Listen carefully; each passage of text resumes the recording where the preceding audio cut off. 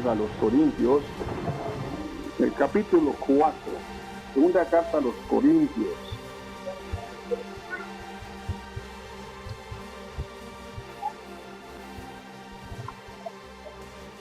Segunda carta a los Corintios, el capítulo 4.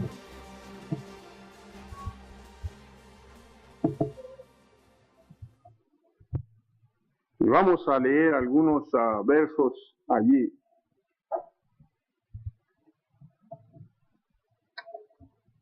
Del verso 13 en adelante dice así: pero teniendo el mismo espíritu de fe, conforme a lo que está escrito,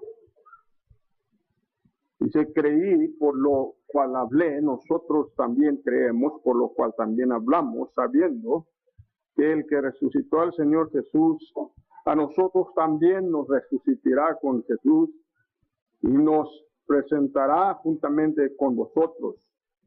Porque todas estas cosas que padecemos, dice, por amor a vosotros, para que abundando la gracia por medio de muchos, la acción de gracias sobreabunde para la gloria de Dios. Por tanto, no desmayamos.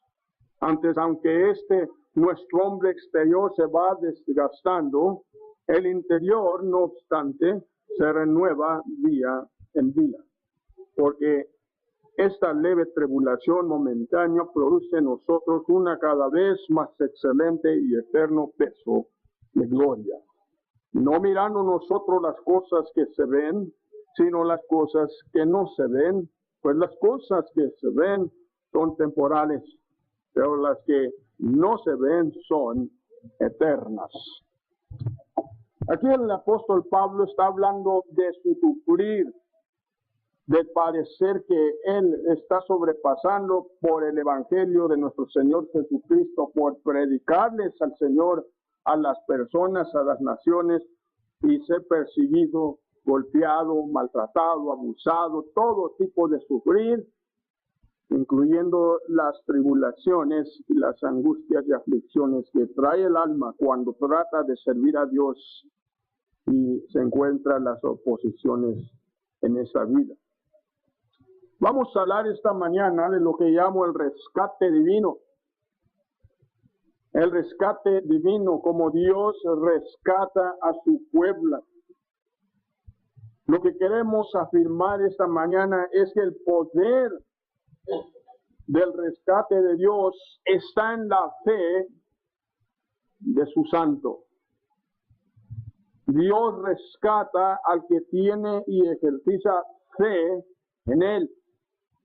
Por eso la fe es absolutamente esencial para el cristiano. Las pruebas, las tribulaciones, solamente nos ayudan a mejorar, a perfeccionar la percepción espiritual. Por eso Dios permite el sufrir en el mundo, porque es lo que a nosotros madura la percepción espiritual. Y eso es lo que Dios nos demuestra en su tratar con el ser humano en este mundo, con sus santos. Dice así la segunda carta de Pedro, en el capítulo 1, estas palabras. Verso 5 en adelante, dice, vosotros también, poniendo toda diligencia, por esto mismo, añadid a vuestra fe virtud, a la virtud conocimiento, al conocimiento dominio propio, al dominio propio paciencia, a la paciencia piedad, a la piedad afecto fraternal y al afecto fraternal amor. Porque si estas cosas están en vosotros y abundan, no os dejarán estar ociosos ni sin fruto en cuanto al conocimiento de nuestro Señor Jesucristo. Pero el que no tiene estas cosas tiene la vista muy corta, es ciego, habiendo olvidado la purificación de sus antiguos pecados. Las batallas, las pruebas, las situaciones requieren que nosotros ejercicemos estas virtudes espirituales en esas circunstancias, en esas situaciones, porque estas son las que maduran nuestra percepción espiritual. Dice, el que no las utiliza así, dice, queda ciego. La percepción se le oscurece y se le olvida que fue lavado de sus pecados. Es un principio eterno que Dios enseña aquí. Corresponde a la realidad de la madurez cristiana. Vamos viendo un ejemplo de lo que es el rescate divino. Allí en Daniel, el libro de Daniel, en el Antiguo Testamento, vemos un caso muy importante en la vida de Daniel. Daniel era siervo de Dios, vivió bajo 4 reinos y reyes. Él vio 4 cambios regimentales. En el capítulo 6 de Daniel ya tiene sus 90, 92 años de edad. Ya es un viejito, bien ancianito. Y toda la vida ha servido a su Dios. Y el capítulo empieza diciendo, pareciendo bien a diario constituir sobre el reino 120 sátrapes que gobernasen en todo el reino, y sobre ellos 3 gobernadores, los cuales Daniel era uno, a quienes estos sátrapes diesen cuenta para que el rey no fuese perjudicado. Muy sabio este rey Darío. Y dice, pone todos estos en las provincias, y las provincias le dan cuenta a esos 3. Y de estos 3, Daniel es el que está manejando la situación. Y Daniel mismo era superior a esos sátrapes y gobernadores, porque había en él un espíritu superior. No tenía nada que ver con apariencias, no tenía nada que ver con educación. Era el espíritu en Daniel. Mire, dice, y el rey pensó en ponerlo sobre todo el reino. ¿Sí? Qué maravilla, ¿verdad? Entonces los gobernadores y sátrapas buscaban ocasión para acusar a Daniel en lo relacionado al reino, mas no podían hallar ocasión alguna o falta, porque él era fiel. En ningún vicio ni falta fue hallado en él. Entonces dijeron aquellos hombres, no hallaremos contra este Daniel ocasión alguna por acusarle, sino la hallamos contra él en relación con la ley de su Dios. Entonces estos gobernadores sátrapes se juntaron delante del rey y le dijeron así, Rey Darío, para siempre viva. Todos los gobernadores del reino, magistrados, sátrapas, príncipes y capitanes han acordado por consejo que promulguéis un edicto real y lo confirmes, que cualquiera que en el espacio de 30 días demande petición de cualquier dios o hombre fuera de ti, oh rey, sea echado en el foso de los leones. Ya ve la trampa. Ahora, oh rey, confirma el edicto y fírmalo, para que no pueda ser revocado conforme a la ley de Media y de Persia, la cual no puede ser abrogada. Firmó pues el rey Darío el edicto y la prohibición.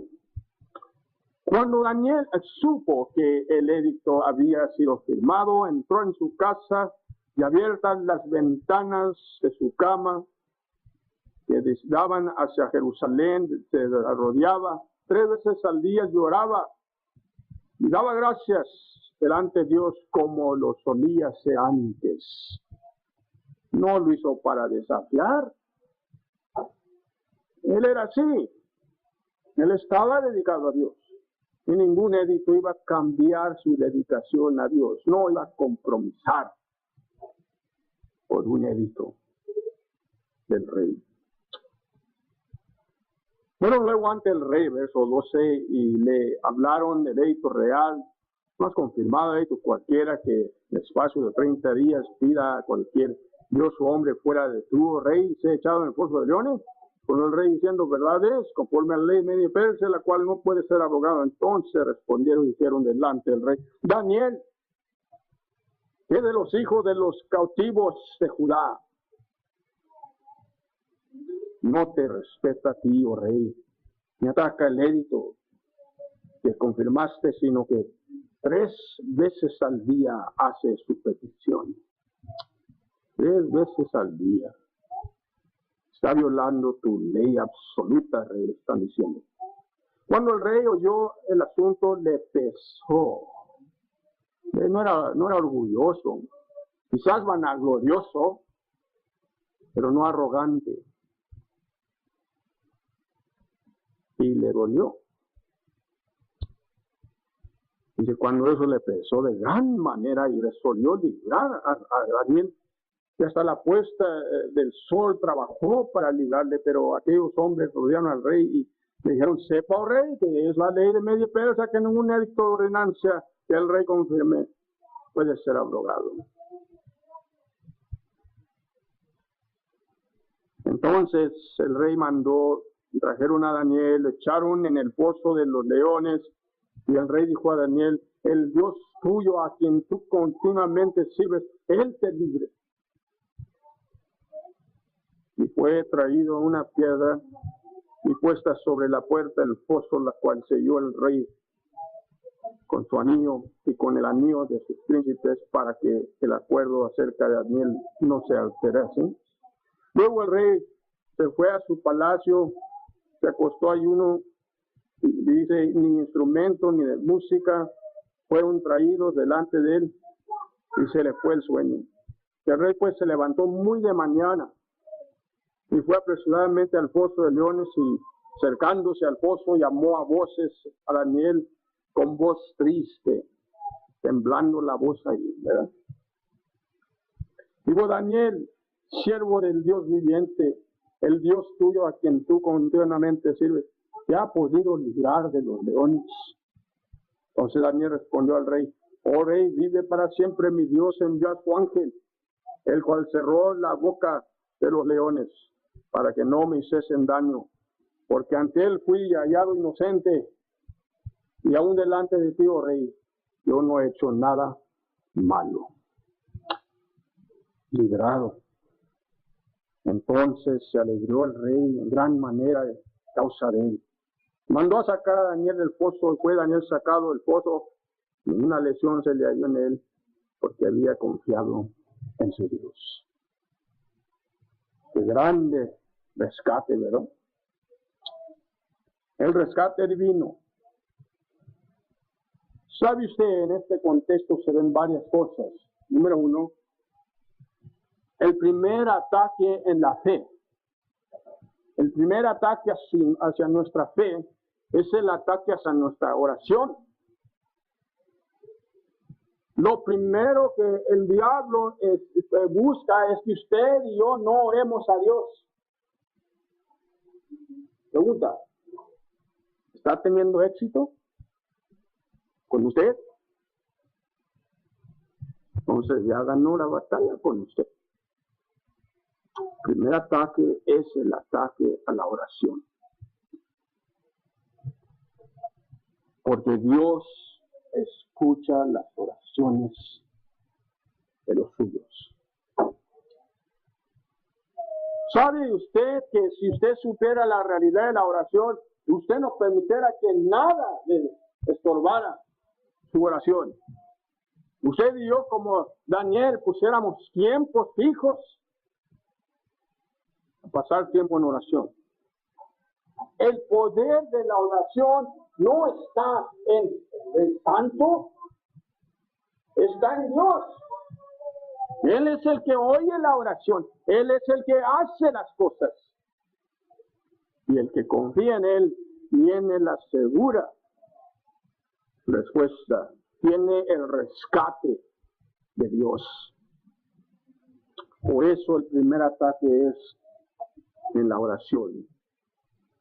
Cuando el diablo nos quita la oración, nos afecta nuestra fe y la fe se disminuye.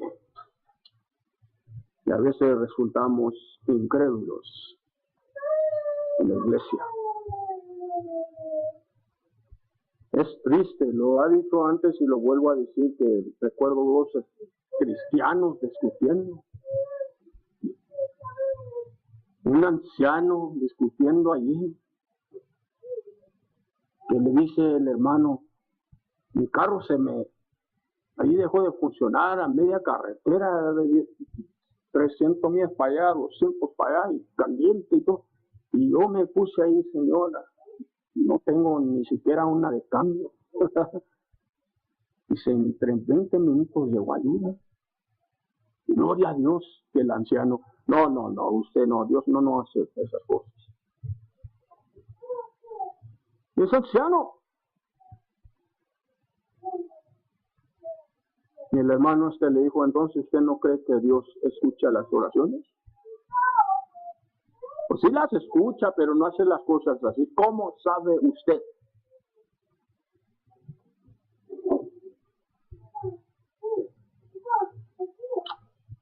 Y si no cree que Dios mueve las cosas y no escucha oraciones, ¿por qué ahora pues gasta su tiempo? Está hablando solo. Hermanos, cuidado que nuestra fe no resulte incrédula, sea nada más que una teoría intelectual. Hablamos de Dios, pero no creemos en Dios. Nos congregamos para hacer la rutina, pero no alabamos a Dios. Número 2. Cosas malas le pasan a gente buena. ¿Sabe usted eso? Cosas malas le pasan a gente buena. Did you know that? ¿Qué quiere decir esto? Que una mala circunstancia o situación no quiere decir que usted está mal con Dios. ¿Sabe usted que la gente pagana siempre creía que porque les está yendo mal o están matando, que es que están mal con sus dioses? Y ahí buscaban pronto a un inocente y lo sacrificaban. Vámonos a decirse con, pues sacrifíquese solo si realmente cree eso, ¿verdad? Pero la Biblia nos demuestra que las malas circunstancias no indican que la persona es culpable de mal. Aquí tenemos un caso clásico en Daniel. No quiere decir que era culpable. Número 3. Dios es el Señor sobre todas las cosas. Él es el Señor de la situación. Él es el Señor de imposibilidades. ¿Recuerda allí en Éxodo? Cuando Moisés y el pueblo de Israel llegan a la orilla del mar. Aquí la orilla del mar. Y aquí viene el ejército de Egipto. Miles y miles de soldados en carros de hierro. Y dicen los israelíes, ya, no hay escape. Y dice Moisés, quietos. Vean el rescate de Dios. Hermanos, a veces tenemos nosotros que ver cómo andamos y a veces casi andamos en pánico por así. Pero escuchemos lo que dice Dios, quieto, cálmese. Y mira el rescate de Dios. Ahí lo verá. Dios es el Señor de todas las imposibilidades. Recuerda allí usted en Mateo el capítulo 17, el verso 14 al 20, cuando le traen a uno a los discípulos de Cristo, a los apóstoles, y no pueden ellos sanar que viene ahí el papá y les trae el hijo y no pueden hacer nada con él. y luego traen dudas, problemas con él, y vienen a Cristo, y Cristo va pronto y les dice, oh, incrédulos de poca fe. Y él va y pronto los saca al demonio, y los salte de él, lo sana inmediatamente. Mire lo que dice el verso 17, Mateo 17, verso 17, dice, oh, generación incrédula y perversa, ¿hasta cuándo he de estar con vosotros? ¿Hasta cuándo os he de soportar? Tráedmelo acá. Reprendiendo Jesús al demonio, cuando salió el muchacho y este quedó sano desde aquella hora. Viniendo entonces los discípulos a Jesús aparte, dijeron, ¿por qué nosotros no pudimos echarlo fuera? Jesús les dijo, por vuestra poca fe. De cierto os digo que si tuvierais fe como un grano de mostaza y diréis a este monte, pásate hacia allá, y se pasará, y nada os será imposible. ¿Se fija? Permitieron que las circunstancias, las apariencias de aquel muchachito ahí torciéndose, avientándose ahí, toda la saliva y por todo lado ahí, ay, se les fue la fe. Se les fue la fe. Dice, si hay la fe no es imposible. Dios es el Dios sobre las imposibilidades. 4, Dios nunca le dice a sus santos, y que no se nos olvide esto, Dios nunca le ha dicho a sus santos por qué están sufriendo. ¿Sabe usted eso? Jamás. Cuando usted va al libro de Job y ve todos esos capítulos de sufrir de Job y batalla, y ahí, que acá y que allá, filosofando y discutiendo, y Dios al fin viene y aparenta y sana a Job, nunca le dijo por qué está sufriendo. Así que usted nunca busque por qué usted está sufriendo. Dios no enfoca en eso. Nunca le dice a sus santos por qué él o ella sufre. El enfoque está en el poder de Dios para rescatar.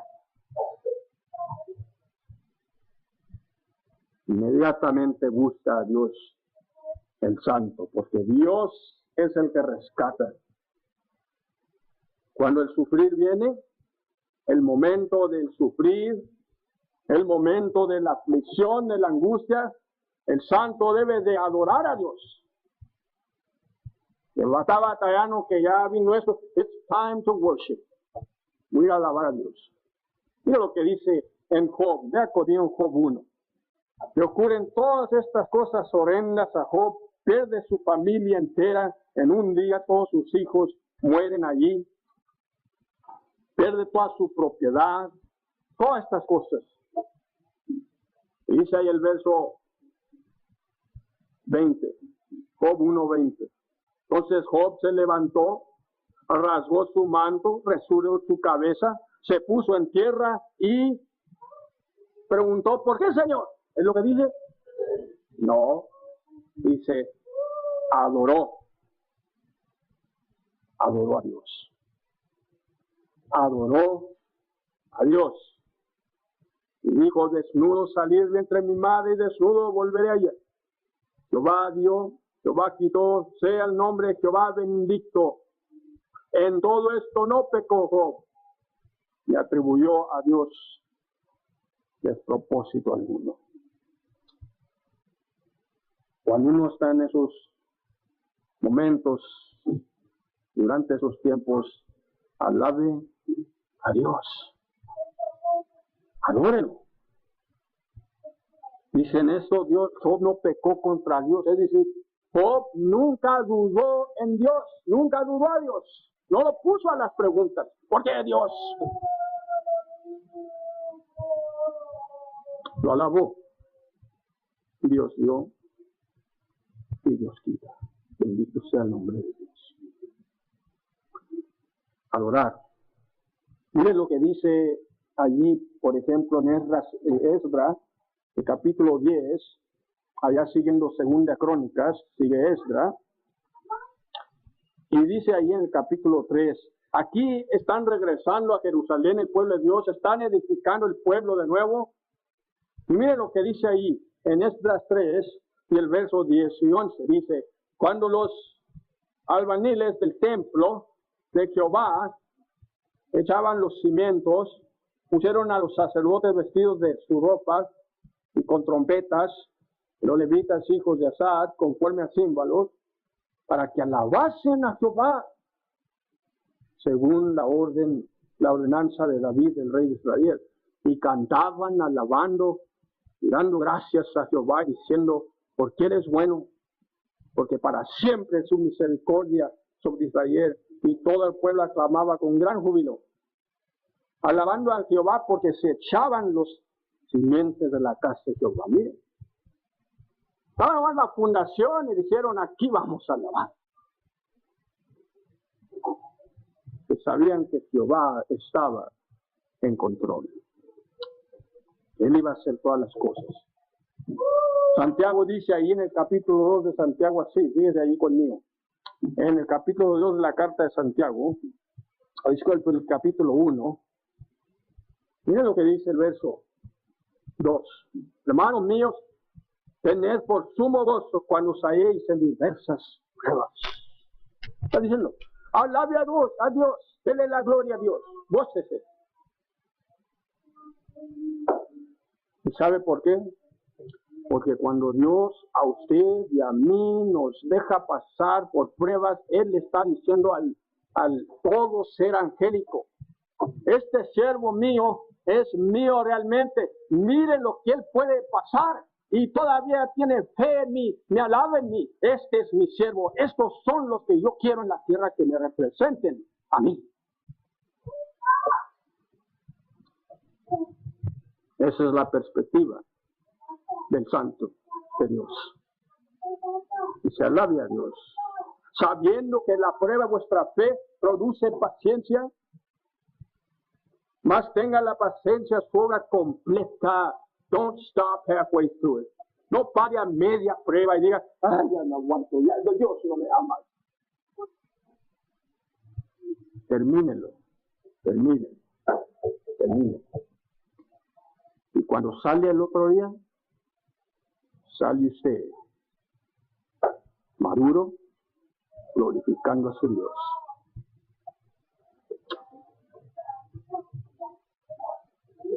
Número 6. Nuestra estabilidad está en Dios.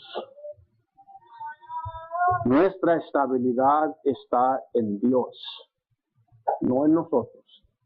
Miren lo que le escribe el apóstol Pablo a los Corintios otra vez, donde empezamos, vamos a terminar, la segunda carta a los Corintios.